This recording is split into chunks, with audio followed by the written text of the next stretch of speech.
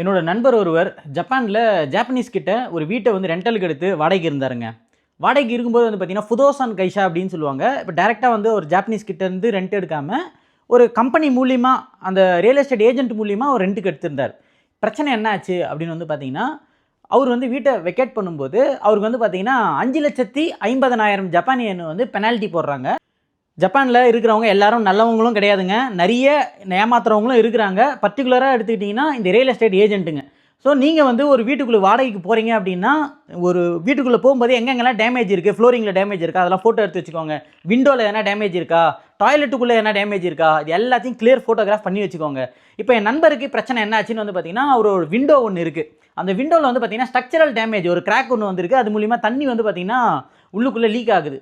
இப்போ இதுக்கு என்ன சொல்கிறாங்கன்னா, இந்த ரியல் எஸ்டேட் ஏஜென்ட்டுங்க, இல்லை இது வந்து டெனண்ட் தான் வந்து மாற்றி கொடுக்கணும் அப்படின்னு சொல்கிறாங்க. என்னோட நண்பர் என்ன சொன்னார்னா, இல்லைங்க எங்களால் அது பே பண்ண முடியாது அப்படின்னோடனே அந்த ரியல் எஸ்டேட் ஏஜென்ட் என்ன சொல்கிறாரு, நான் கோர்ட்டுக்கு போவோம், கோர்ட்டில் போய் பார்த்துக்கலாம் அப்படின்றாங்க.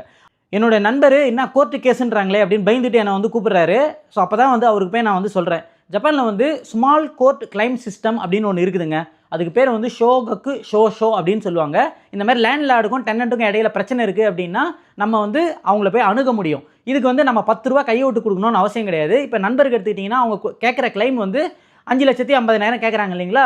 இப்போ வந்து 6 லட்சத்துக்குள்ளே இருக்கக்கூடிய பிரச்சனைகளுக்கு வந்து பார்த்திங்கன்னா நம்ம ஃப்ரீயாகவே போய் இவங்கள வந்து நம்ம அணுகலாம்.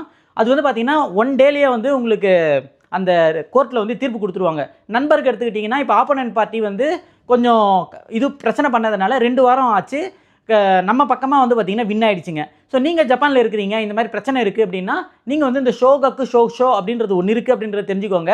இந்த மாதிரி ஒரு சின்ன சின்ன கிளைமுங்களுக்கு வந்து பார்த்திங்கன்னா கோர்ட்டு கேஸ் அப்படின்னா பயப்படாமல் அழகாக இதை நீங்கள் பயன்படுத்திக்கோங்க.